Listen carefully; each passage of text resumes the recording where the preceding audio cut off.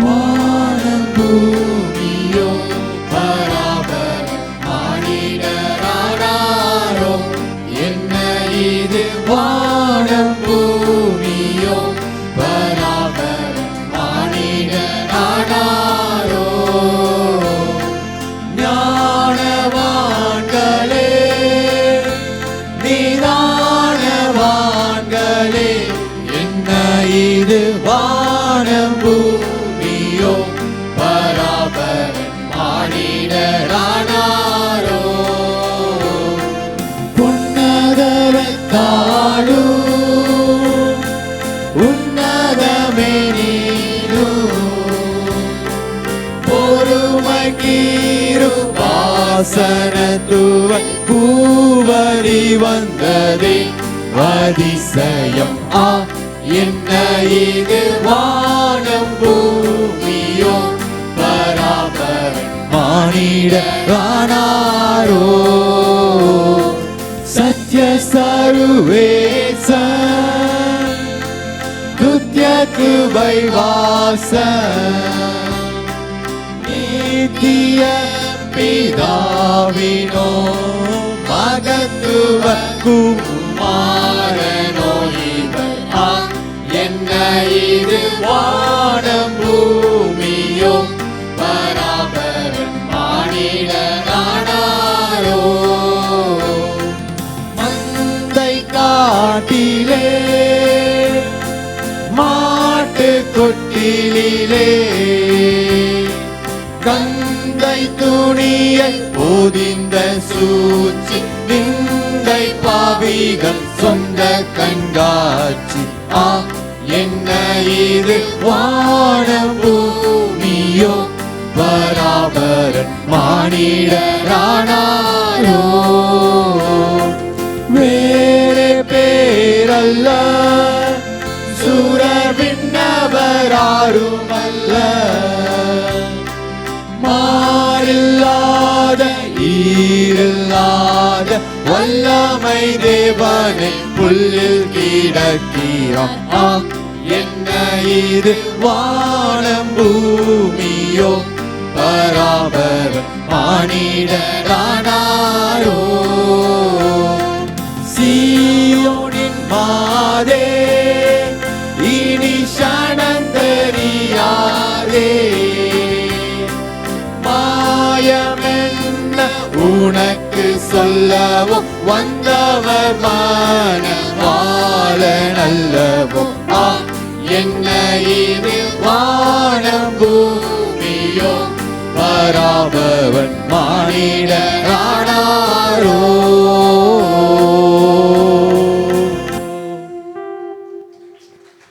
போல அல்ல, எல்லாவற்றும் ரொம்ப பர்ஃபெக்டாக இருக்கிறேன் அப்படின்னு சொல்லி ஆண்டவருடைய சமூகத்தில் துணிந்து அவன் பேசி கொண்டிருந்தான். நீ தேவாலயத்து வரும்போது உன் நடையை காத்துக்கொள், நீ தேவாலயத்து வரும்போது துணிந்து பேசாதே என்று சொல்லி கர்த்தருடைய வார்த்தையை சொல்கிறது. அதே சமயம் இன்னொருவர் வந்தான், ஆயக்காரன் வந்தான். வானத்துக்கு கூட தன் கண்களை ஏறெடுக்க துணியாமல் தன் மார்பிலை அடித்து கொண்டவனாய், ஆண்டவரே பாவியாகி என் மேல் கிருபையாயிரும் என்று சொல்லி ஆண்டவருடைய சமூகத்திலே தன்னை தாழ்த்தினான். இந்த கால வேளையில் ஆண்டவருடைய சமூகத்தில் வந்திருக்கிற நாம் இந்த பரிசேயனை போல அல்ல, இந்த ஆயக்காரனை போல ஆண்டவருடைய சமூகத்தில் தாழ்த்தும்படியாக தன்னை தாழ்த்துகிற எவனும் உயர்த்தப்படுகிறான். ஆண்டவருடைய சமூகத்தில் ஒவ்வொரு பிள்ளைகளும் கர்த்தருக்கு முன்பாக நாம் தாழ்மைப்படும் பொழுது அவர் நம்மை உயர்த்த வல்லவராக இருக்கிறார். பெருமை உள்ளவனுக்கு தேவன் எதிர்த்து நிற்கிறார், தாழ்மை உள்ளவனுக்கோ அவர் கிருபையை தருகிறார்.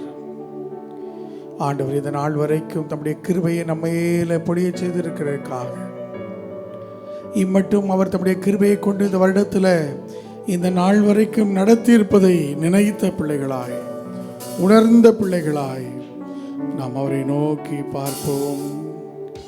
தம் கிருபை பெரிதல்லோ என் ஜீவனிலும் அதே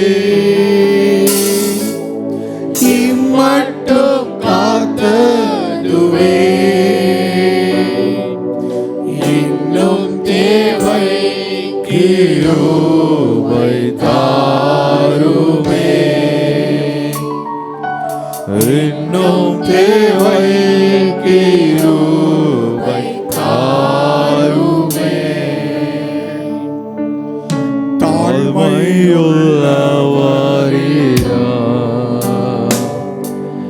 தங்கிடுதே கிருபை,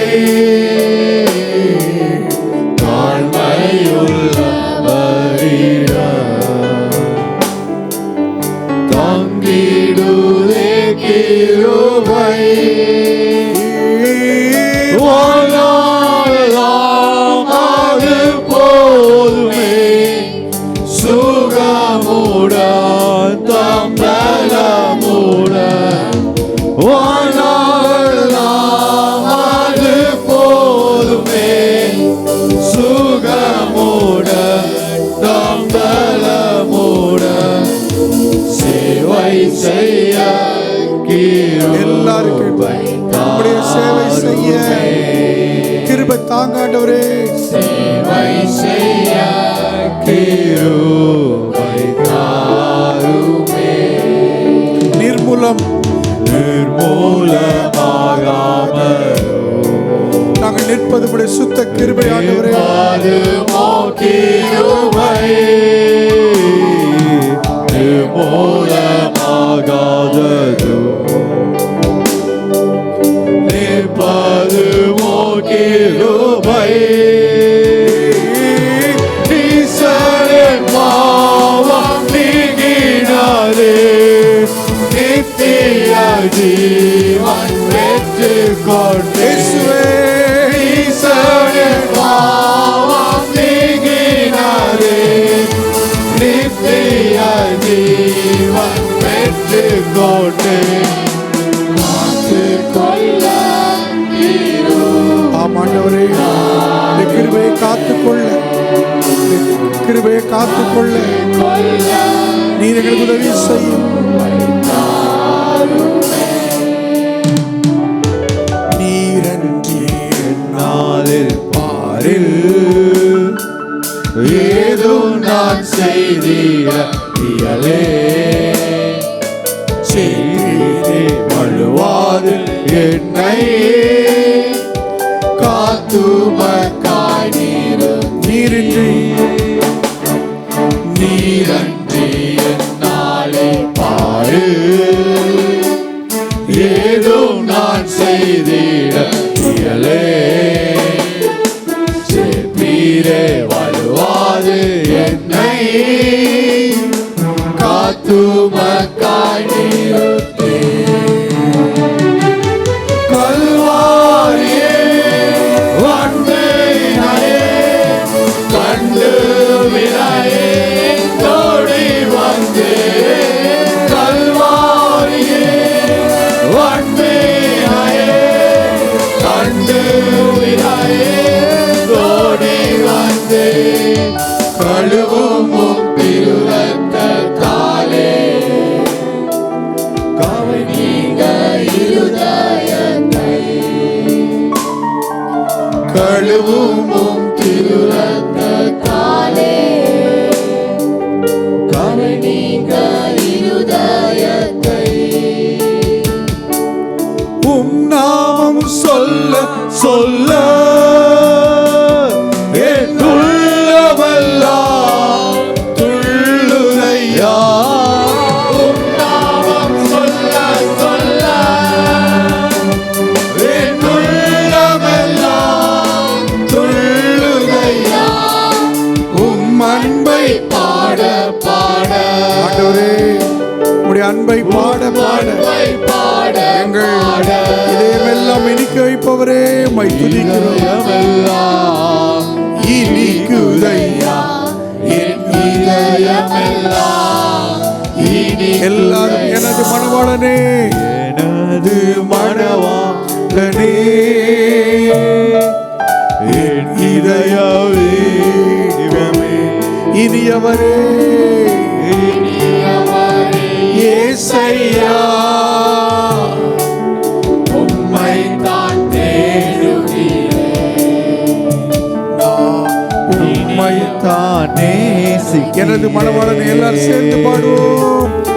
எனது மணவாளனே, எங்கள் மணவாளனாகிய ஆண்டவரே, எங்கள் இரட்சகராகிய இயேசு கிறிஸ்துவே, எங்கள் இதய ஏக்கமே உம்மை தான் தேடுகிறேன், நான் உம்மை தான் நேசிக்கிறேன். இனி நான் வாழ்வது உமக்காக, உமது மகிமைக்காக. என் இயேசு ராஜாவுக்கு இனி நான் வாழ்வது உமக்காக, உமது மகிமைக்காக. உம் அன்பை எடுத்து சொல்லுவே, உம் அன்பை எடுத்து சொல்லுவே, ஓயாமல் பாடுவேன், நான் ஓயாமல் பாடுவேன். என் இயேசு ராஜாவுக்கே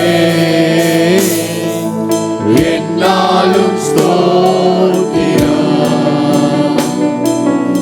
என்னோடு வாழ்பவர்க்கே என்னாலும் ஸ்தோத்திரம். என் இயேசு, என் இயேசு ராஜாவுக்கே என்னாலும் என்னோடு வாழ்பவர்க்கே என்னாலும் நம் பாதையில் காப்பாற்றியே கர்த்தர் நடத்தினாரே.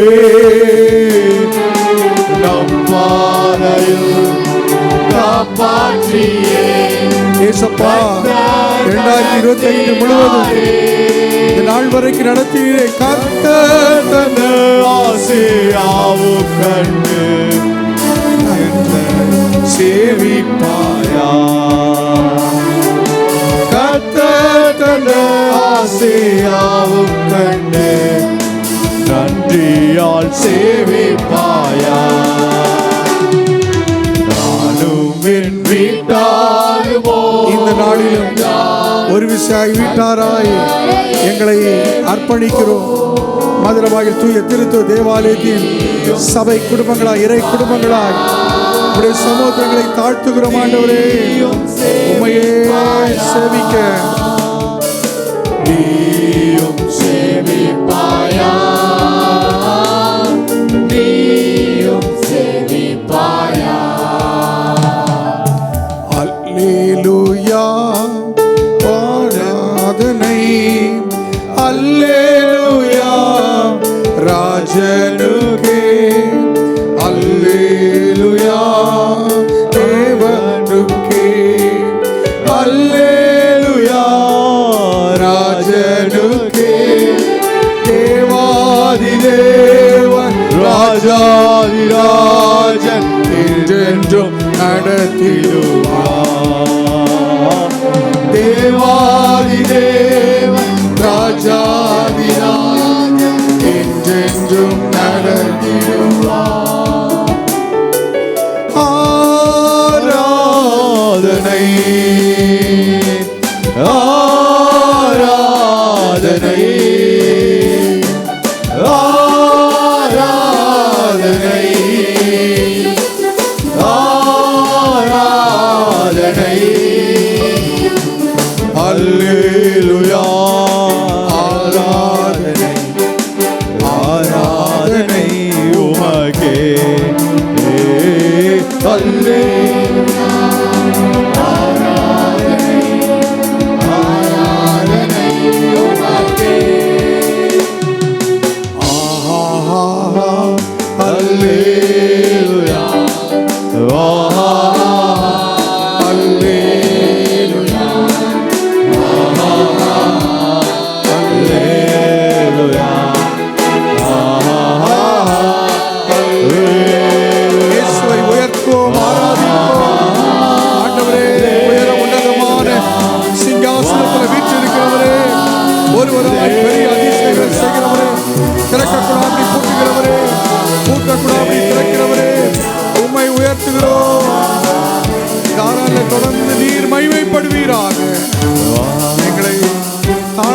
அர்ப்பணிக்கிறோம்.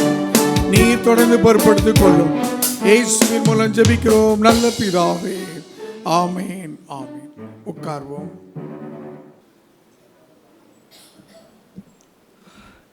இப்படிப்பட்ட மனமகிழ்ச்சியான நாளிலே ஆண்டவருடைய வார்த்தையை பகிர்ந்து கொள்ளும்படியாய் ஆண்டவர் எனக்கு கொடுத்த வாய்ப்புக்காக நன்றி செலுத்துகிறேன். இந்த திருச்சபையின் போதகர் திரு அருள்மோகன் ஐயா அவர்களுக்கும் அவருடைய குடும்பத்திற்கும், இந்த திருச்சபையின் மூப்பர்கள் அனைவருக்கும், விசேஷமாக ரொம்ப வைப்ரண்ட்டாக இருந்த கொர்நேலியு ஆண்கள் ஐக்கிய சங்கத்திற்கும் அதனுடைய எல்லா பொறுப்பாளர்களுக்கும் நான் இயேசு கிறிஸ்துவ நாமத்திலே நன்றியை தெரிவித்துக் கொள்கிறேன். நார்மலாக எவ்வளோ பெரிய திருச்சபையாக இருந்தாலும் ஆண்கள் ஐக்கிய சங்கம்னு சொன்ன உடனே முன்னாடி வர சொன்னால் ஒரு 10 பேர் வருவாங்க. அங்கே நிறைய பேர் உட்காந்துருப்பாங்க. ஒரு 10 பேர் வந்து ஏதோ பாட சொல்கிறாங்க அப்படின்னு சொல்லிட்டு பாடுவாங்க. ஓகே. ஆனால் நீங்கள் இன்றைக்கி பாடின பாட்டு இருக்குது பார்த்தீங்களா, இந்த பசங்கள்லாம் தோற்று போயிடுவானுங்க. வாலிப பசங்கள்லாம் தோற்று போயிடுவானுங்க. அவ்வளோ அழகாக கூரை இடிஞ்சு விழுகிற மாதிரி பாடினீங்க. ஸோ ஆண்டவருக்கு மகிமை உண்டாவதாக. ஒரு நாள் இப்படி தான் ஒரு திருச்சபை வந்து ரொம்ப பழசாயிருச்சின்னு சொல்லிட்டு இடித்து புதுசாக கட்டலாம் அப்படின்னு சொன்னப்போ, இந்த மாதிரி வாலிப பசங்களில் ஒரு பையன் வந்துட்டு இன்ஜினியரிங் படிச்சுக்கிட்டு இருந்தான். வீடு கட்டடக்கலை படிச்சுக்கிட்டு இருந்தான். அவன் சொன்னானா, ஐயா நான் இந்த பொறுப்பை எடுத்து கட்டுறேன் அப்படின்னு சொன்னானான். உடனே போதவரும் சரி பசங்க நல்ல உற்சாகமாக இருக்காங்களே அப்படின்னு சொல்லிட்டு, நீங்கள் இதை டிசைன் பண்ணுங்கப்பா அப்படின்னு சொல்லிட்டு டிசைன் பண்ண விட்டுட்டார். டிசைன் பண்ணி எல்லாம் ஒரு மாதம் கழித்து அந்த டிசைனை வந்து போதகர் மூப்பர்கள் எல்லாருக்கும் வந்து போட்டு காமிச்சாங்க. இதுதான் நம்ம டிசைன் அப்படின்னு சொல்லிட்டு. அதில் என்னென்னா, இந்த பேசுகிறவர் இருக்கிறார் பார்த்தீங்களா, அதில் ஒரு டிசைன் வச்சுருந்தான் அந்த பையன். என்ன அப்படின்னு கேட்டால், அங்கே ஒரு கிளாக் இருக்கும். 30 நிமிஷம் ஆன உடனே அவருக்கு வந்து பச்சை லைட் எரியும். சரியா? 35 நிமிஷம் ஆன உடனே ஆரஞ்சு லைட் எரியும். 40 நிமிஷம் ஆன உடனே ரெட் லைட் எரியும். அதுக்கப்புறமா அவர் பேசி முடிக்கலைன்னு வச்சுக்கோங்களேன், அந்த பேசிக்கிட்டு இருக்கிறாரில் ஒரு மேடை, அது அப்படியே உள்ளே போயிடும் அப்படின்னா. எடுத்துக்கொள்ளப்படுவார் அப்படின்னா. எங்கடா எடுத்துக்கொள்ளப்படுவார் அப்படின்னா, கீழே நேர ஐயாவோட ஆஃபீஸ் இருக்குது, அதுக்கு போயிடும் அப்படின்னா. அங்கே வச்சு நம்ம அவரை கவனிச்சுக்கலாம் அப்படின்னா. அதை மாதிரி இந்த சபையில் எதுவும் இல்லை அப்படின்னு நினைக்கிறேன். ஏன்னா முதல் ஆராதனையில் நான் பேசினேன், அப்படி எதுவும் நடக்கலை. இப்படி தான் மங்களூரில் ஒரு திருச்சபையில் போய் பேச போயிருந்தேன். இப்படி நின்று பேசுகிற இடத்துக்கிட்ட ஒரு பெரிய ஃபேன் ஓடிக்கிட்டு இருந்துச்சு. அந்த ஃபேன் பார்த்திங்கன்னா இப்படி சுற்றுது, அந்த இதோட சேர்ந்து அப்படியே சுற்றிக்கிட்டே இருக்குது. எப்போ விழுக போகுதுன்னே தெரியல. நான் கேட்டேன் அந்த சபையில், இது வந்து பர்பஸாக தான் வச்சுருக்கீங்களா? இங்கே வந்து நின்று பேசுகிறவர் ஒரு பயத்தோடு தான் பேசணும், இது எப்போ வேணாலும் கலண்டு விழுகலாம் அப்படிங்கிற மாதிரி வச்சுருக்கீங்களோ அப்படின்னு கேட்டேன். அவர் சிரிச்சிட்டார் ஐயர். ஓகே. இந்த நாளிலும் ஆண்டவருடைய வார்த்தையை நாம் கேட்பதற்காக கடந்து வந்திருக்கிறோம். ஆண்கள் இந்த நாட்களிலே, இன்றைய காலகட்டத்திலே எப்படிப்பட்ட வாழ்க்கை வாழ்ந்து கொண்டிருக்கிறார்கள், வேதாகமத்தின் அடிப்படையிலே ஆண்கள் எப்படிப்பட்ட வாழ்க்கை வாழ அழைக்கப்படுகிறார்கள் என்பதை குறித்து நாம் சிந்திக்க இருக்கிறோம். இன்றைக்கு சமுதாயத்திலே ஆண்கள் எப்படிப்பட்டவர்களாக இருக்கிறார்கள் என்றால், நிறைய பேர் அடிமைத்தனத்திலே இருக்கிறார்கள். எதற்கு அடிமையாக இருக்கிறார்கள் என்றால், நிறைய பேர் போதைக்கு அடிமையாக இருக்கிறார்கள், நிறையா பேர் மொபைல் ஃபோனுக்கு அடிமையாக இருக்கிறாங்க, நிறையா பேர் வேலைக்கு அடிமையாக இருக்கிறார்கள், நிறையா பேர் பொருளாசைக்கு அடிமையாக இருக்கிறார்கள். இப்படிப்பட்ட ஒரு காலகட்டத்திலே தான் நீங்களும் நானும் வாழ்ந்து கொண்டிருக்கிறோம். ஆனால் இப்படிப்பட்ட காலகட்டத்திலும் ஆண்டவர் நம்மை எப்படிப்பட்ட வாழ்க்கை வாழ வேண்டும் என்று அழைக்கிறார் என்று நாம் கற்றுக்கொள்ள இருக்கிறோம். ஆண்டவருடைய வார்த்தையிலே 1 கொரிந்தியர் 16வது அதிகாரம் 13-14 வசனங்கள் யாராவது வாசிங்க பார்க்கலாம். 1 கொரிந்தியர் 16, 13, 14.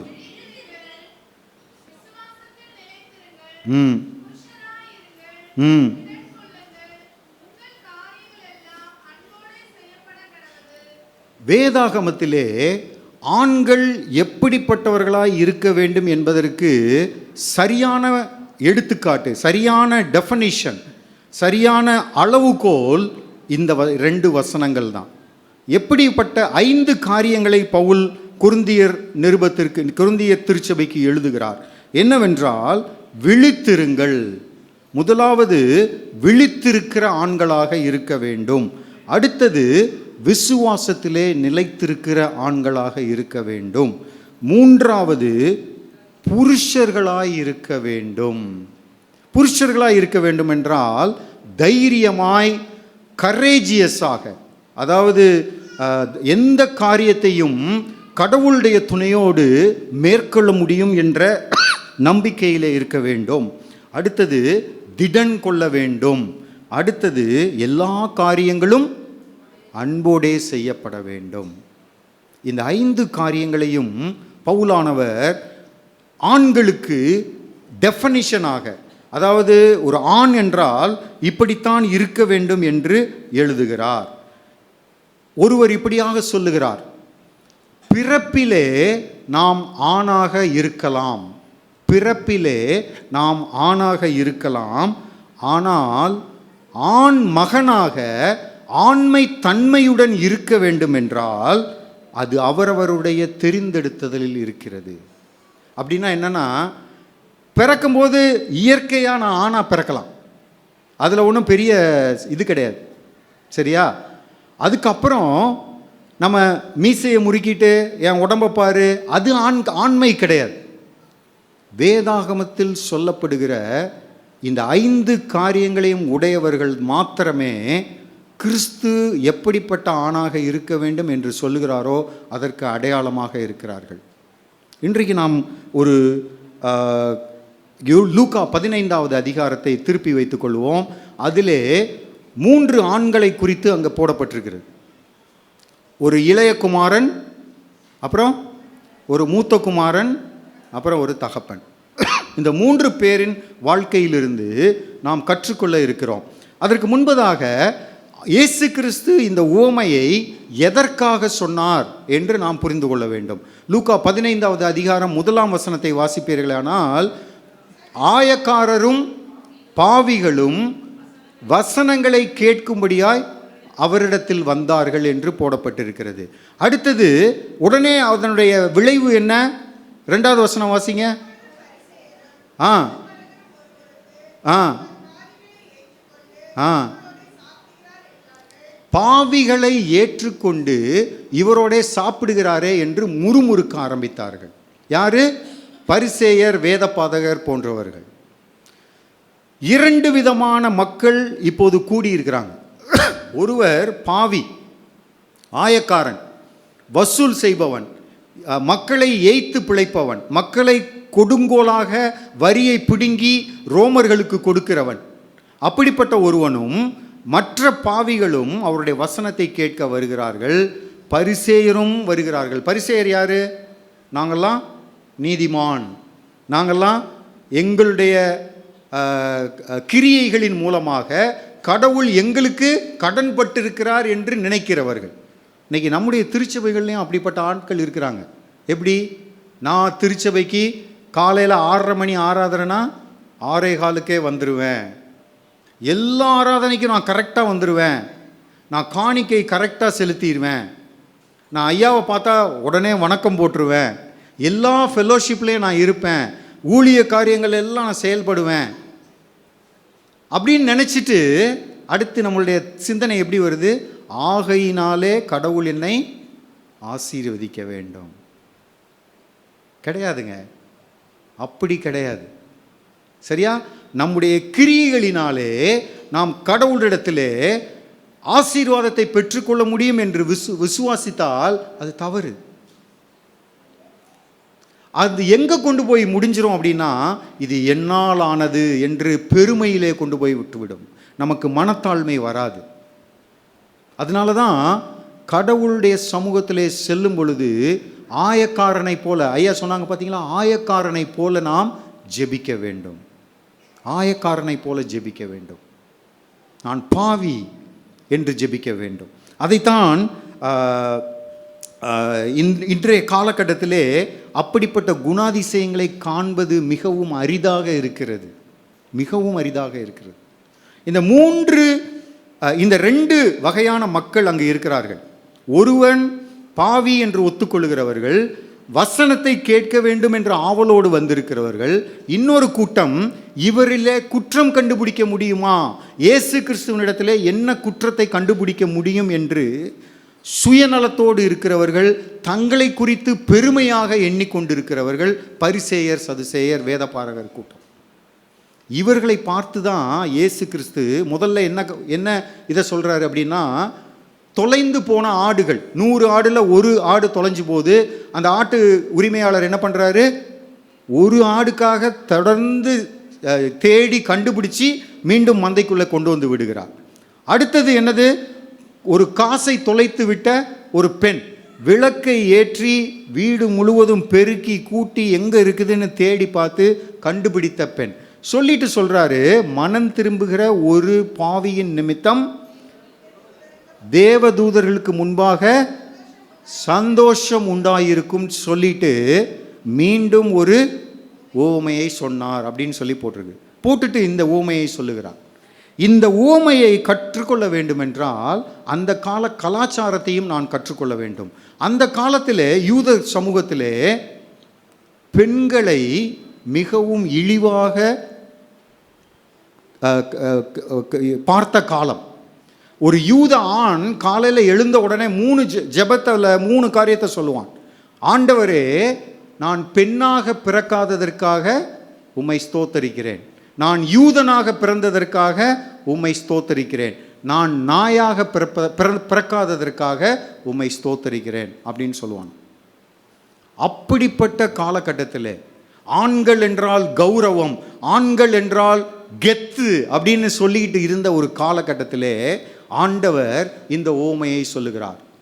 இந்த ஓமையிலே சொல்லப்படுகிற எல்லா காரியங்களும் அந்த கலாச்சாரத்திற்கு ஒத்துப்போகாத காரியங்கள், ஒன்றும் ஒத்துப்போகாது. ஆனால் ஆண்டவர் அதிலே ஒரு காரியத்தை கற்றுக் கொடுக்க இருக்கிறார், அதிலே அவர்களுக்கு ஒரு காரியத்தை உணர்த்த இருக்கிறார். அதே தான் இன்றைக்கும் நம்முடைய வாழ்க்கையிலே ஆண்டவர் உணர்த்த இருக்கிறார். முதலாவது ஒரு வேண்டுகோள். என்ன வேண்டுகோள்? அந்த இளைய குமாரன் என்ன பண்ணுறான்?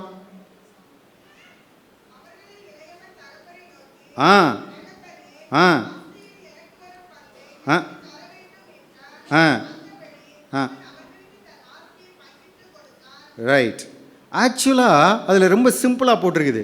இளையகுமாரன் தன் ஆஸ்தியை பிரித்து கேட்டான், தகப்பன் உடனே கொடுத்து விட்டான்னு சொல்லிட்டு. ஆனால் அந்த கலாச்சாரத்திலே தகப்பன் உயிரோடு இருக்கும் பொழுது எந்த மகனும் சொத்தை கேட்கக்கூடாது. அது அவமானம், அது அவமானம். அவன் என்ன சொல்கிறான் அப்படின்னா, தந்தையே, தகப்பனே, நீ செத்துட்டேன்னு நான் நினைக்கிறேன், நான் நீங்கள் செத்து போயிட்டீங்கன்னு தான் நான் நினைக்கிறேன், அதனால எனக்கு என்ன பண்ணுங்க, என் பங்கை கொடுத்துருங்க அப்படின்னு சொல்கிறான். ரெண்டாவது அவமானம் என்னவென்றால், மூத்த மகன் இருக்கும் பொழுது மூத்த மகன் முதல்ல கேட்காம ரெண்டாவது மகன் கேட்கக்கூடாது. மூத்தவனுக்கு 3ல் 2 பங்கு சொத்து, இளையவனுக்கு 3ல் 1 பங்கு சொத்து. இதுதான் யூத கலாச்சாரம். ஆனால் எல்லாவற்றையும் உடைத்து விட்டு அவன் என்ன செய்கிறான்? அவமானப்படுத்தும்படி, தன் தகப்பனை அவமானப்படுத்தும்படி இந்த கேள்வியை கேட்கிறான். உடனே அங்கே இருந்த பரிசேயர், இது யார், இந்த கதையை யார் கேட்டுக்கிட்டு இருக்காங்க? பரிசேயர், சதுசேயர், அப்புறம் ஆயக்காரர், பாவிகள், இவங்கெல்லாம் கேட்டுக்கிட்டு இருக்கிறாங்க. இந்த பரிசேயர் சதுசேயருக்கு அடுத்து கதை என்ன, எப்படி போகும்னு அவங்களுக்கு தெரியும். ஏன்னா அந்த கலாச்சாரத்தின்படி அந்த மகனை தகப்பன் என்ன செய்யணும்? கண்டித்து அவனுக்கு 2 சாத்து சாத்தி ஒரு ஓரமாக உட்கார வச்சுருக்கோம். ஆனால் செய்யலைங்க. தகப்பன் சொத்தை பிரித்து கொடுத்துட்டார். அவமானம். தகப்பன் என்ன சொல்லுகிறார் என்றால், நான் செத்து விட்டேன், நான் இறந்ததாகவே இருக்கட்டும் அப்படின்னு சொல்லி விட்டு கொடுக்கிறார். விட்டு கொடுத்துட்டு அடுத்து என்ன நடக்குதுன்னு பாருங்க.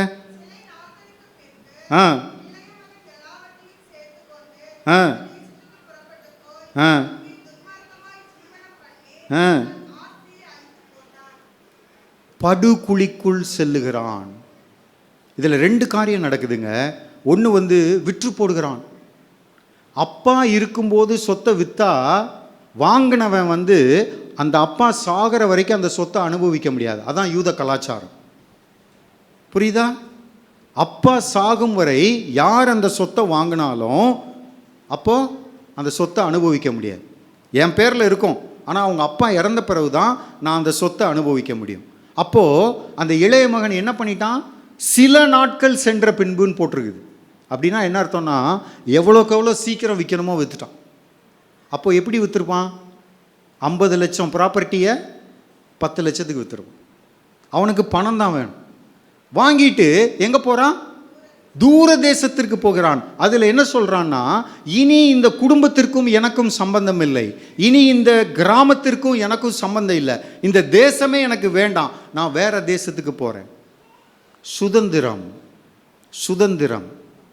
இன்னைக்கு எல்லார்ட்டையும் சுதந்திரம்னா என்னன்னு கேட்டால் என்ன சொல்லுவீங்க? என்ன சொல்லுவோம்? என் மனம் போன போக்கில் நான் செய்ய விடணும், அதுதான் சுதந்திரம். கரெக்ட். ஆனால் வேதாகமத்தின் அடிப்படையிலே அது சுதந்திரம் இல்லை. அது சுதந்திரம் இல்லை. இப்போது இந்த செல்ஃபோன் இருக்குது. இந்த செல்ஃபோனை கண்டுபிடிச்சவர் இதை எதற்காக கண்டுபிடிச்சாரு? இது என்ன செய்யணும்னு கண்டுபிடிச்சாரு? கால் பண்ணால் 2 பேர் பேச முடியணும், இமெயில் அனுப்ப முடியணும், வாட்ஸ்அப் அனுப்ப முடியணும். அதுக்கு தான் இதை கண்டுபிடிச்சார். கரெக்டாக இல்லையா? கரெக்ட். இப்போது இங்கே உட்கார்ந்துருக்கிற ஒரு அம்மா இதை எடுத்துகிட்டு போய், நல்ல தோசை கரண்டி மாதிரி இருக்குதியா, இதில் ஒரு குச்சியை உள்ள சொருகி நான் இதை தோசையை பரட்டி எடுக்கிறதுக்கு யூஸ் பண்ணிக்கிறேன்னு சொன்னால் என்ன பண்ணுவோம்? நம்ம என்ன பண்ணுவோம்? அது சுதந்திரமா? கிடையாது. எதை எதற்காக படைத்திருக்கிறாரோ அதை அதற்காக நாம் உபயோகிக்க வேண்டும். இப்போ யோசித்து பாருங்க, உங்களையும் என்னையும் படைத்தது யாரு? ஆண்டவர். ஏன் சொல்ல மாட்டேங்கிறீங்க? ஆண்டவர் தான் நம்மளை என்ன செஞ்சாருங்க? படைத்தார். எப்படி படைத்தார் உங்களையும் என்னையும்? அவருடைய சாயலில் படைத்தார். அவருடைய சாயலில் படைத்தார் அப்படின்னா நம்ம எப்படிப்பட்டவர்களாக இருக்க வேண்டும் என்று படைத்திருக்கிறார் அப்படின்னா அவரை போல நாம் இருக்கணும். அவரை போல பரிசுத்தமுள்ளவர்களாக இருக்க வேண்டும், அவரை போல அன்புள்ளவர்களாக இருக்க வேண்டும், அவரை போல பொறுமை உள்ளவர்களாக, நீடிய பொறுமை உள்ளவர்களாக இருக்க வேண்டும். இதற்காக தான் உங்களையும் என்னையும் ஆண்டவர் படைத்திருக்கிறார். நாம் அப்படிப்பட்ட வாழ்க்கை வாழுகிறோமா? தகப்பன் வீட்டிலே தகப்பனுடைய பொறுப்பு மிகவும் இம்பார்ட்டண்ட்டான பொறுப்பு. குடும்ப தலைவன் அப்படின்னா ஏதோ நம்ம கையில் பவர் கொடுக்கறது இல்லை. குடும்ப தலைவன் என்பது என்ன பொறுப்பு தெரியுமா? இந்த 5 பொறுப்புகளும் விழித்திருக்க வேண்டும், விசுவாசத்திலே நிலைத்திருக்க வேண்டும், என்ன செய்யணும்? திடப்பட வேண்டும், புருஷராக இருக்க வேண்டும், அப்புறம் அன்பினாலே எல்லாவற்றையும் செய்ய வேண்டும். இந்த 5 காரியங்களும் தான் ஒரு உண்மையான ஆண்மகனின் தன்மைகள். இந்த தகப்பன் தன் பிள்ளைகளை என்ன செய்கிறான்? நம்பிக்கையோடு சுதந்திரம் கொடுக்குறான். என் பிள்ளைகள் எப்படியாவது நான் மீட்டு விடுவேன் என்ற நம்பிக்கை, விசுவாசம் இந்த தகப்பனுக்கு இருந்தது. அவர் மீட்டு கொண்டாரா? மீட்டு கொண்டார். இளைய குமாரன் என்ன செஞ்சாங்க? திரும்பி மனம் திரும்பினான். அப்படிப்பட்ட நம்பிக்கை இன்று பெற்றோர்களுக்கு உண்டா? ஒருவர் எனக்கு சொல்லிக் கொடுத்த ஒருத்தர் சொல்லிக் கொடுத்தார். எப்படி சொல்லிக் கொடுத்தாருன்னா, பிள்ளைகள் பிறந்து திருமணம் ஆகி செல்லும் வரை தான் உங்கள் கையில் இருப்பாங்க. நல்லா ஞாபகம் வச்சுக்கோங்க. பிள்ளைகள் பிறந்து திருமணமாகி செல்லும் வரை உங்கள் கையிலே இருக்கிறார்கள். அந்த சமயத்திலே அவர்களுடைய இருதயத்தை நீங்கள் மெதுவாக எடுத்து கிறிஸ்துவின் கையிலே கொடுத்து விட்டால், யார் கையிலங்க? கிறிஸ்துவின் கையிலே நீங்கள் கொடுத்து விட்டால் வாழ்நாள் முழுவதும் அவர்கள் கிறிஸ்துவுக்காக வாழ்வார்கள். அது ஒண்ணுதாங்க தகப்பன் தாய்க்குரிய ஒரே கடமை. வேற எந்த கடமையும் கிடையாது, எந்த கடமையும் கிடையாது. பிள்ளைகளை கிறிஸ்துவின் கையில் ஒப்புவிக்கும் வரை உங்களுடைய பணி தொடர்ந்து கொண்டே இருக்கணும். நல்லா யோசிச்சுக்கோங்க, அந்த வருஷம்தான் மேக்சிமம் 25 வருஷம் 26 வருஷம்தான் பிள்ளைகள் நம்முடைய கையிலே. அதற்குள்ளாக பிள்ளைகளை கடவுளுடைய அவருடைய இருதயத்தை கடவுளுடைய கையிலே ஒப்பு கொடுக்க வேண்டும். இந்த தகப்பனுக்கு அந்த நம்பிக்கை இருந்தது. நான் எப்படி தியாகம் செய்தாவது என்னுடைய பிள்ளையை மீட்டு விடுவேன் என்ற. அதனால தான் அவர் என்ன பண்ணார், அவன் போய் அழிச்சிட்டான், சொத்தெல்லாம் அழிச்சிட்டான், சொத்தை அழிச்சிட்டான். அடுத்து என்ன வேலை பார்க்குறாங்க கடைசியில்? பன்றிகளுக்கு கொடுக்குற உணவு கூட அவனுக்கு கிடைக்கல. நல்லா ஞாபகம் வச்சுக்கோங்க. அடுத்த பிரச்சனை, அந்த யூத கலாச்சாரத்தில் பன்றிகளை வெறுப்பார்கள். பன்றி நாய் வளர்க்கவே மாட்டாங்க, அவங்க வீட்டிலே இருக்காது. யூதனுடைய பையன் ஒருத்தன் பன்னியை போய் தொட்டானாலே அது பெரிய பாவம், அவமானம். அப்படிப்பட்ட கலாச்சாரத்திலே தன்னுடைய பாவத்தினாலே, பாவம் செய்ததினாலே, இதுதான் சுதந்திரம் என்று அவன் சென்றதினாலே என்ன ஆனாங்க கடைசியில்? பன்றிகளுக்கு கொடுக்கிற உணவை கூட கிடைக்காமல் பரிதாபமான நிலைக்கு ஆளானான். பாவம் இதை தாங்க பண்ணோம், பாவம் இதை தான் செய்யும். முதல்ல அந்த பாவத்தை ஆரம்பிக்கும் போது, அப்பா சூப்பராக இருக்கே, ரொம்ப என்ஜாய் பண்ணுறேனே, நல்லா இருக்குதே இந்த பாவம் அப்படின்னு சொல்லிட்டு என்ஜாய் பண்ண வைக்கும். ஆனால் இறுதியிலே அது எங்கே கொண்டு போய் முடிக்கும்? அடிமைத்தனத்திலே கொண்டு முடிக்கும். பரிதாபம், பரிதாபமான நிலைமை. அதனால தான் வேதம் தெளிவாக சொல்லுகிறது, சுதந்திரம் என்ன அப்படின்னா, கடவுளுடைய சித்தத்தின்படி அவர் என்ன செய்ய விரும்புகிறாரோ அதை செய்வது தான் உண்மையான சுதந்திரம். இன்னைக்கு உங்கள் டெஃபினிஷன் ஆஃப் சுதந்திரத்தை மாற்றிருங்க, சரியா? என்றைக்கும் கடவுளுடைய சித்தத்தின்படி செய்வதில் தான் சுதந்திரம், சந்தோஷம், மகிழ்ச்சி எல்லாம் அதில் தான். நித்திய வாழ்வு எல்லாமே அதில் தாங்க இருக்கு. இன்றைக்கு வாலிப பிள்ளைகள் ஜாக்கிரதை. அநேக காரியங்கள் இந்த நாட்களிலே உங்களுடைய பாதையிலிருந்து விலக்கி செல்வதற்கு காத்து கொண்டிருக்கிறது. இந்த உலகம் எப்படியாவது சாத்தான் என்ன பிளான் பண்ணுறான்னா, குடும்பங்களை அழிக்க வேண்டும் என்று திட்டமிடுகிறான். குடும்பத்தை அழிச்சாச்சுன்னா எதை அழிச்சிடலாங்க? திருச்சபையை அழிச்சிடலாம். அதான் அவனுடைய பிளான். இதை தெரியாமல் அவனுடைய ஆசாபாசங்களுக்கு நீங்களும் நானும் விலை போகி கொண்டிருக்கிறோம். ஜாக்கிரதை, திருச்சபையே ஜாக்கிரதை. சரிதானா? ரைட். அடுத்து என்ன நடந்துச்சுங்க? புத்தி தெளிந்த போது. எப்போ புத்தி தெளிஞ்சிச்சுன்னா, பஞ்சம் உண்டாகிற்றுன்னு போட்டிருக்கு. கொடிய பஞ்சம் உண்டாயிற்றுன்னு போட்டிருக்கு. பாவம் செய்யும் போது நல்லா போய்கிட்டு இருக்கோம், எல்லாம் என் கண்ட்ரோலில் இருக்குது அப்படின்னு நம்ம நினைப்போம். ஆனால் எதிர்பாராத விதமாக உங்கள் கட்டுப்பாட்டுக்குள் இல்லாத ஒரு காரியம் நடக்கும்போது நீங்கள் சிதைக்கப்படுவீர்கள், நீங்கள் உருக்குலைக்கப்படுவீர்கள். அதுதான் அவன் வாழ்க்கையில் நடந்துச்சு. கொடிய பஞ்சம் வந்தது. அவன் நினைச்சான், ரூபாயெல்லாம் வாங்கியாச்சு அப்பாட்ட, இனிமேல் எனக்கு சுதந்திரம், நான் மனம் போன போக்கிலே செல்லலாம் என்று. கொடிய பஞ்சம் வந்தபோது மனம் திரும்புதல் நடக்கிறது. என்ன நடக்குது அப்படின்னா, இனிமேல் என்னுடைய சுய பலத்தினாலே நான் ஒன்றையும் செய்ய முடியாது என்பதை உணர்ந்தான். அதான் மனம் திரும்புதல். நம்முடைய ஜெபங்களிலே அப்படிப்பட்ட ஜெபங்கள் இருக்க வேண்டும். அதைத்தான் ஆயக்காரன் ஜெபித்தான். ஆண்டவரே, நான் பாவி, ஆண்டவரே என்னால் முடியாது, உம்முடைய சித்தத்தின் உம்முடைய பலத்தினால் மாத்திரமே எனக்கு எல்லாவற்றையும் செய்ய முடியும். இதை டெய்லி நம்ம சொல்லுகிறவர்களாக இருக்க வேண்டும், டெய்லி சொல்லுகிறவர்களாக இருக்க வேண்டும். சரிதானா? பாவம் அடிமைத்தனத்திற்குள் கொண்டு போய்விடும், கடவுளுடைய சித்தத்திற்குள் இருப்பது சுதந்திரத்திற்குள் கொண்டு போய்விடும். சரியா? ரைட். இப்போ மனம் திரும்புதல் அவன் என்ன சொல்றான் அப்படின்னா, என்ன சொல்றான்? ஆ ஆ ஆ இப்போ என்ன சொல்றான்? நான் என் வீட்டுக்கு போய் என்ன பண்ண போறேங்கிறான்? என் தகப்பனிடத்திலே போய் உமக்கு விரோதமாகவும் தேவனுக்கு பரத்துக்கு விரோதமாகவும் பாவம் செய்தேன் அப்படின்னு அறிக்கையிட துணிந்து விட்டான். இந்த துணிச்சல் எங்கு இருந்து வந்தது? இந்த துணிச்சல் எங்கிருந்து வந்தது?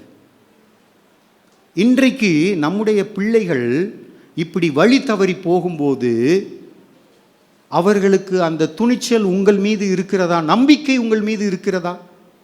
என் அப்பாட்ட போய் நான் மன்னிப்பு கேட்டால் அவர் என்னை மன்னிப்பார், அவர் என்னை நேசிப்பார் அப்படின்னு எத்தனை தகப்பன் தாய்மார் மேலு வாலிப பிள்ளைகளுக்கு நம்பிக்கை இருக்கிறது? அது இல்லைன்னா நீங்களும் நானும் ஏதோ தப்பு செய்கிறோன்னு அர்த்தங்க. எது தவறாக இருக்கும் தெரியுமா? நம்முடைய கௌரவம். நம்முடைய கௌரவம்.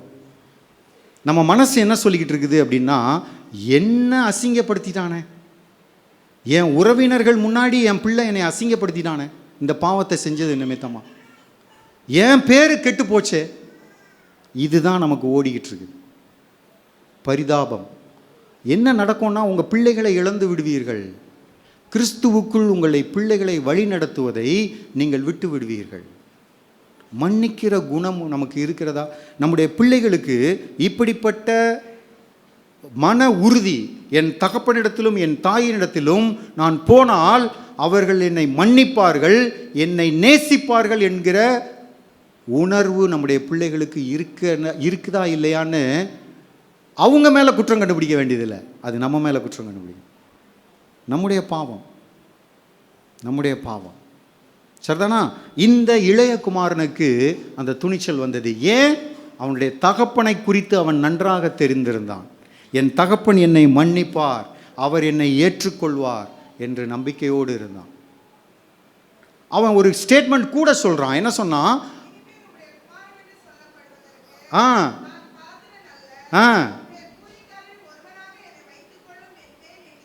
கரெக்ட். கூலிக்காரனில் ஒருவனாக என்னை வைத்துக்கொள்ளும். அவனுடைய பிளான் என்னன்னா, அப்பாட்ட போய் மன்னிக்கு பேப்பேன், மன்னிப்பார், நான் இழந்த சொத்தை எல்லாம் எங்கள் அப்பாட்ட தினக்கூலியாக வேலை பார்த்து மீண்டும் ரெஸ்டோர் பண்ணி கொடுத்துருவேன். எங்கள் அப்பாவுக்கு மறுபடியும் அதை சம்பாதித்து கொடுத்து விடுவேன். அதான் அவனுடைய பிளான். ஆனால் அவன் போய் அவங்க அப்பாட்ட மன்னிப்பு கேட்கும்போது இந்த வார்த்தையை சொன்னானா? பைபிளில் போட்டிருக்குதா? அவங்க அப்பாட்ட போய் மன்னிப்பு கேட்டானா? வாசிங்க. அது அந்த இடத்துல நிப்பாட்டிட்டானா? அதாவது இனிமேல் நான் உம்முடைய கூலிக்காரில் ஒருவனாக இருக்கிறேன்ப்பா அப்படின்னு நினச்சான். அப்படி சொல்லணும்னு நினச்சான். ஆனால் அங்கே போன உடனே சொன்னானா? சொல்லலையா? சொல்லலை. கிருபை. அதுதான் கிருபை. தகுதி இல்லாதவர்களுக்கு கொடுக்கப்படுகிற ஈவு கிருபை. அவனுடைய தகப்பனை பார்த்த உடனே அவன் தகப்பன் ஓடி வந்து அவனை கட்டி அணைத்து ஏற்றுக்கொண்ட உடனே அவன் அவருடைய கிருபையை உணர்ந்தான். இன்றைக்கு நம்முடைய வாழ்க்கையிலே தகப்பனாக இருக்கிற உங்களுடைய வாழ்க்கையில் உங்களுடைய பிள்ளைகள் கிருபையை உணர முடியுமா? கிருபைனா என்னன்னு சொன்னேன்?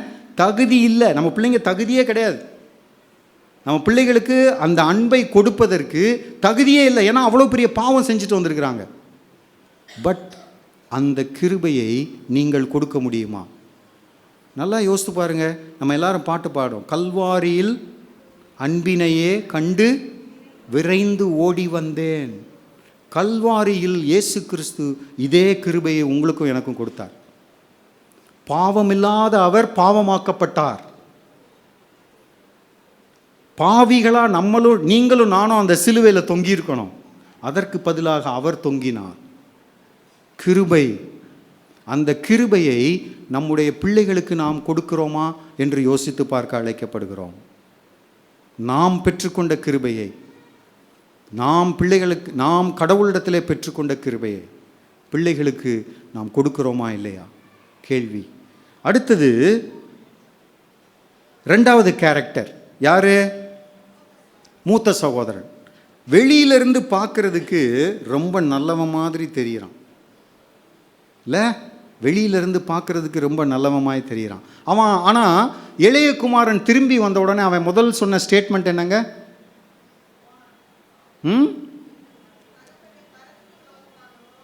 இல்லை இல்லை இல்லை, மூத்த குமாரன் சொன்னது. ஆ ஆ ஆ கரெக்ட்.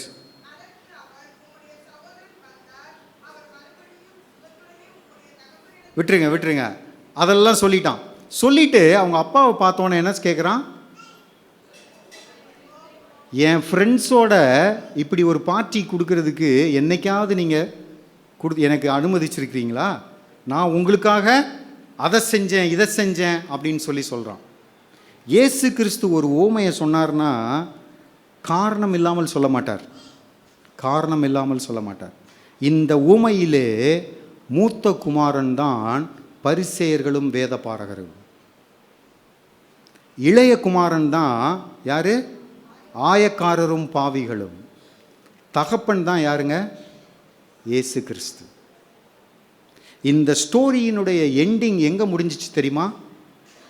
இந்த ஸ்டோரியில் இந்த கதையில் தகப்பனுக்கு கடைசியிலே என்ன நேர்ந்தது என்றால் சிலுவையிலே அறையப்பட்டார்.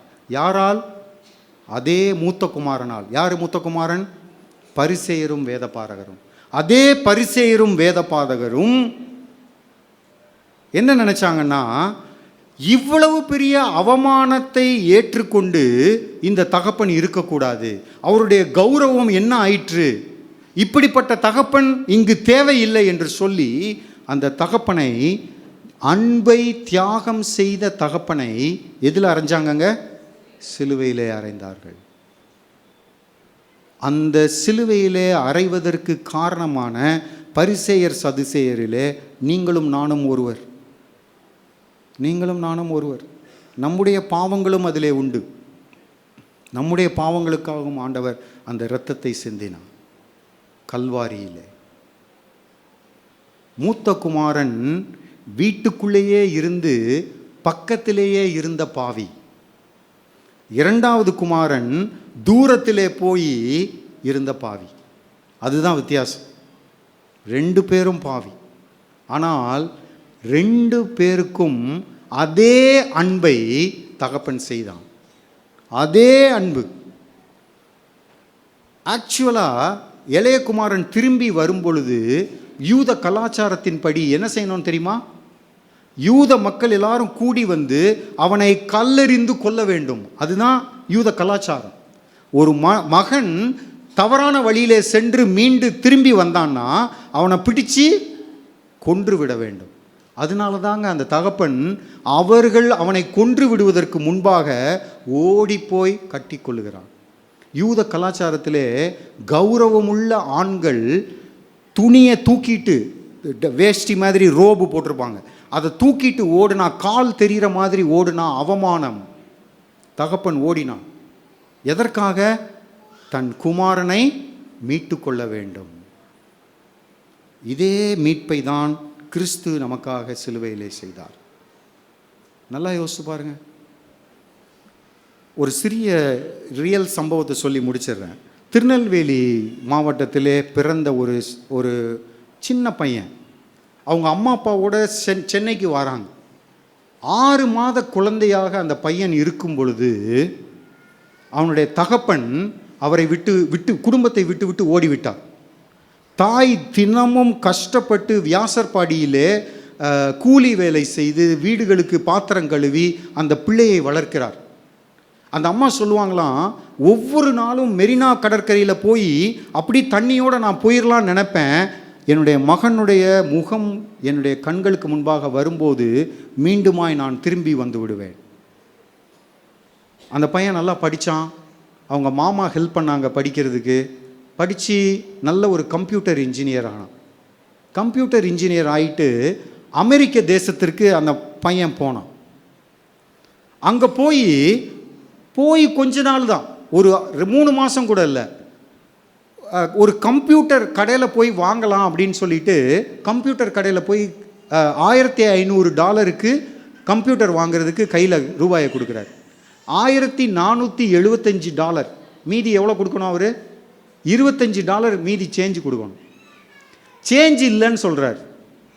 உடனே அந்த $100 கொடுங்க, நான் வெளியில் போய் சேஞ்ச் யார்ட்டையாவது வாங்கிட்டு வரேன்னு வெளியில் போய் நிறையா பேர்கிட்ட கேட்டு கடைசியில் $25 சேஞ்சு வாங்கி மீண்டும் கடைக்குள்ளே வராரு. அதுக்குள்ளே கடையை கொள்ளைக்காரர்கள் டேக் ஓவர் பண்ணிட்டான். கையில் எல்லாம் துப்பாக்கி வச்சுருக்கான். இவர் என்னன்னே தெரியாமல் உள்ளே போயிட்டார். எப்படி இருக்கும்? அமெரிக்க தேசத்தில் போய் 3 மாதம்தான் ஆகுது. இப்படி கஷ்டப்பட்டு இந்த இந்திய தேசத்தில் வளர்ந்த ஒரு பையன், தகப்பன் இல்லாமல் வளர்ந்த பையன் அங்கே போயிட்டார். அவனுங்க எல்லாம் ஆள் பயங்கரமாக இருக்கிறான். அப்படி இவர் வாய் கண் எல்லாத்தையும் கட்டி ஒரு டார்க் ரூம்குள்ளே, ஒரு இருட்டு அறைக்குள்ளே 4 மணி நேரம் துப்பாக்கி முன்னாடியே வச்சுருந்துருக்கிறான். கடையை ஃபுல்லாக கொள்ளையடிச்சுட்டு அவன் போயிட்டான். அப்புறம் கண்ணை திறந்து போலீஸ் வந்து கண்ணை திறக்குது. திறந்துட்டு இவர்கிட்ட கேட்குறாங்க, நீ கொள்ளையனை பார்த்தியா? ஆமான்னு சொல்லிட்டார். இவர் தெரியாமல், என்ன சொல்கிறோம்னே தெரியாமல் சொல்லிட்டார். அடுத்த நாள் பேப்பரில் ஹெட்லைன்ஸ், இப்படி இன்னார் வந்து கொள்ளையனை அடையாளம் காட்ட முடியும்னு சொல்கிறாரு அப்படின்னு சொல்லிட்டு இவர் பேர் வருது. இந்திய ஒரு ஃபாரின் தேசத்தில் போய் எத்தனை மாதம் ஆகுது? 3 மாதம். அப்போது கடவுள் அவரோடு பேசுகிறார். நீங்கள் இந்த ஸ்டோரியை கேட்டு பார்க்கணும். கடவுள் அவரோடு பேசுகிறார். என்ன பேசுகிறார்னா, உன்னை கொள்ளையடிக்க வந்தான் பார்த்தியா, அவனை பற்றி நீ ஏதாவது யோசித்தியா அப்படின்னு கடவுள் கேட்குறார். அவர் சர்ச்சுக்கு போகிறார். அன்னைக்கு அந்த வாரம் சர்ச்சுக்கு போனால் அன்னைக்கு போதகர் பிரசங்கம் மன்னிப்பை பற்றி பேசுகிறார். என்னடா இவர் மன்னிப்பை பற்றியே பேசுகிறார் அப்படின்ட்டு இன்னொரு சர்ச்சுக்கு போயிருக்கார். அந்த சர்ச்சில் 5 வாரமாக மன்னிப்பை பற்றி பிரசங்கம்னு அந்த பாஸ்டர் சொல்கிறார். வசனம் எதையாவது எடுத்து வாசிக்கிறார், மன்னிப்பை பற்றி இருக்குது. உடனே அவர் என்னமோ கடவுள் என்கிட்ட பேசுகிறார் அப்படின்னு சொல்லிட்டு அவர் என்ன பண்ணுறாருனா, அந்த கொள்ளையர்களை பற்றி டேட்டா கலெக்ட் பண்ணுறார். ஜெயிலில் போய் கலெக்ட் பண்ணுறார். ஜெயிலில் அவர் கண்டுபிடிச்ச ஒரு காரியம் என்ன தெரியுமாங்க? எந்த வீடுகளில் தகப்பன் இல்லாமல் இருக்கிறார்களோ அந்த பிள்ளைகள் தான் நிறைய ஜெயிலில் போய் மாட்டுறாங்க. கண்டுபிடிச்சார். அப்போ தான் கடவுள் வந்து அவரை கனெக்ட் பண்ணார். நீ தகப்பன் இல்லாமல் வளர்ந்த, உன்னை இந்த தேசத்திற்கு நான் எதற்காக கொண்டு வருகிறேன் என்றால், இப்படி குற்றம் செய்து சிறைச்சாலையிலே இருக்கிற மக்களை இயேசுவின் பால் கொண்டு வர வேண்டும் என்று. அவர் ஒன்றுமே பண்ணலைங்க. என்ன பண்ணார் தெரியுமா? அவங்க பிள்ளைங்களை, இப்போ ஜெயிலில் ஒருத்தர் இருக்கிறான்னு வச்சுக்கோங்களேன், அவங்களுக்கு இவ்வளோ சின்ன வயசில் பிள்ளைங்கள் இருக்கும். அங்கே வந்து பிள்ளைகள் போய் பார்க்கவே முடியாது. அவர் கவர்மெண்ட்டிட்ட கெஞ்சி அந்த பிள்ளைங்களை அந்த அப்பாவை பார்க்க வைக்கணும்னு சொல்லி ஒரு பிளான் போடுறார். போட்டுட்டு என்ன பண்ணுறாரு தெரியுமா? அந்த தகப்பனை கூப்பிட்டு உன் பிள்ளையின் காலை கழுவுங்கிறார். எப்படி இயேசு கிறிஸ்து சீஷர்களுடைய காலை கழுவுனாங்களோ அதை போல் தகப்பனை வந்து பிள்ளையினுடைய காலை, சின்ன பிள்ளையாக இருக்கும், 6 மாத பிள்ளையாக இருக்கும் அல்லது 6 வயசு பிள்ளையாக இருக்கும், அந்த பிள்ளையினுடைய காலை கழுவ சொன்னார். எவ்வளவு பெரிய குற்றவாளி! நான் அந்த வீடியோலாம் பார்த்தேங்க. அவரோட உட்காந்து கண்ணீர் விட்டு அழுகிறாங்க, கண்ணீர் விட்டு அழுகிறான். இன்றைக்கு அமெரிக்க தேசத்தில் என்ன நடந்து கொண்டிருக்குதுன்னா, அந்த மனிதனுடைய பெயர் சிரில் பிரபு. போன வாரம் தான் அவரோட நான் ரொம்ப நேரம் பேசிகிட்டு இருந்தேன். இங்கே வந்திருந்தார். சவுத் கொரலினா என்ற மாநிலத்தில் 25 ஜெயில் இருந்ததுங்க. இன்னைக்கு 17 ஜெயிலாக மாறிவிட்டது. 8 ஜெயில் என்ன ஆயிடுச்சுங்க? க்ளோஸ் பண்ணிட்டாங்க. யார் தெரியுமா காரணம்? சிரில் பிரபு. எப்படி? குற்றவாளிகளை கிறிஸ்துவுக்கு நேராக வழி நடத்தியதன் மூலமாக அவங்க வெளியில் போன பிறகு மறுபடியும் என்ன செஞ்சு வரல? குற்றம் செஞ்சு வரல. அமெரிக்க சரித்திரத்தில் ஜெயிலில் இருக்கிற மக்கள் வெளியில் விட்ட உடனே மினிமம் 1 மந்த் அல்லது 3 மந்த்ஸ்க்குள்ளே மறுபடியும் ஏதாவது குற்றம் செஞ்சுட்டு அவன் என்ன வந்துடுவான்? உள்ளே வந்துடுவான். ஆனால் இயேசு கிறிஸ்துவை அவனுக்கு அடையாளம் காட்டிய பொழுது, மன்னிப்பை வழங்கிய பொழுது என்ன நடந்துச்சுங்க? ஜெயில்கள் க்ளோஸ் பண்ணப்பட்டன. அதை விட ஒரு இம்பார்ட்டண்ட் இன்ஃபர்மேஷன் என்னென்னா, அந்த கவர்மெண்ட்டில் ஒரு கவர்னர் வந்து இவரை கூப்பிட்டு கேட்குறார், நான் உனக்கு வேறு என்ன செய்யணும் இந்த மாதிரி ஜெயிலை க்ளோஸ் பண்ணிகிட்டே போகிறதுக்கு அப்படின்னு சொல்லி கேட்குறாரு. அவர் சொல்கிறாரு, ஒரு பெரிய ஜெயிலை க்ளோஸ் பண்ணிங்கல்ல, அந்த லேண்டை எனக்கு கொடுத்துருங்களேன் அப்படின்னு சொல்கிறார். அதனுடைய வேல்யூ $15 மில்லியன். நீ வாங்கிக்கிட முடியுமா அப்படின்னு கேட்டார். இவர் சொன்னாராம், என்கிட்ட $1 கொடுத்து நான் வாங்கிக்கிடுவேன், $1 கொடுப்பீங்களா அப்படின்னு கேட்டாராம். நடந்தது, இது உண்மையாக நடந்தது, நீங்கள் போய் படித்து பார்க்கலாம். என்ன நடந்துச்சு தெரியுமா? அந்த மாகாணத்திலே, நம்ம தமிழ்நாடு மாதிரின்னு வச்சுக்கோங்க, அந்த மாநிலத்தினுடைய சட்டத்தை மாற்றி இப்படிப்பட்ட இந்த ஜெயிலை $1 அந்த மனுஷனுக்கு கொடுக்கலாம் அப்படின்னு சொல்லிட்டு கொடுத்துட்டாங்க. கடவுள் கிரியை செய்கிறார். இன்றைக்கி அந்த இடத்துல என்ன நடக்குது தெரியுமா? Welding training, plumbing training, stitching training, இந்த மாதிரி ஜெயிலில் இருக்கிறவங்களுக்கு மிகப்பெரிய அளவில் தொழில் கற்றுக் கொடுக்குறார்கள். எதுக்காகனா, ஜெயிலை விட்டு வெளியில் போன உடனே அவன் திரும்பி ஜெயிலுக்கு வரக்கூடாது, எப்படியாவது தப்பிச்சு பழைச்சி போய். இன்றைக்கு அநேக மாகாணங்களில் ஜெயில்கள் க்ளோஸ் பண்ணப்படுகிறது. பேரக் ஒபாமாங்கிற பிரசிடெண்ட் அவருக்கு ஒரு அவார்டு கொடுத்துருக்கிறார்.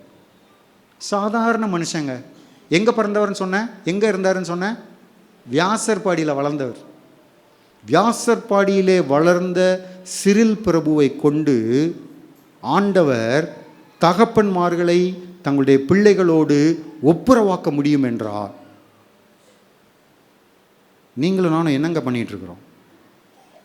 நம்முடைய பிள்ளைகளை கடவுளோடு ஒப்புரவாக்க வேண்டும். நம்முடைய பிள்ளைகளை கடவுளுக்கு நேராக வழி நடத்த வேண்டும்.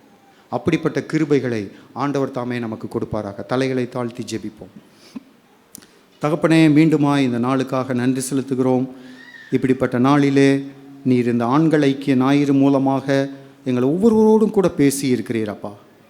ஆண்டவரே, எங்களுடைய வாழ்க்கையிலே நீர் எங்களுக்கு கொடுக்கப்பட்ட பொறுப்பு, தகப்பன் என்றால் எப்படி இருக்க வேண்டும் என்ற ஆண்டவரே, இந்த இளையகுமாரன் கதையிலே வருகிற தகப்பனைப் போல ஆண்டவரே, அன்பினாலே பிள்ளைகளை உம்முடைய சமூகத்திலே கொண்டு வருகிற ஒரு சந்ததியாக ஆண்டவரே, அதன் மூலமாக நாங்கள் ஒரு குடும்பத்தை அல்ல சுவாமி, சந்ததிகளை சந்திக்கிற ஒரு குடும்பங்களாக நாங்கள் மாறுவதற்கு எங்கள் ஒவ்வொருவருக்கும் கிருபை தர வேண்டும் என்று கெஞ்சுகிறோம்.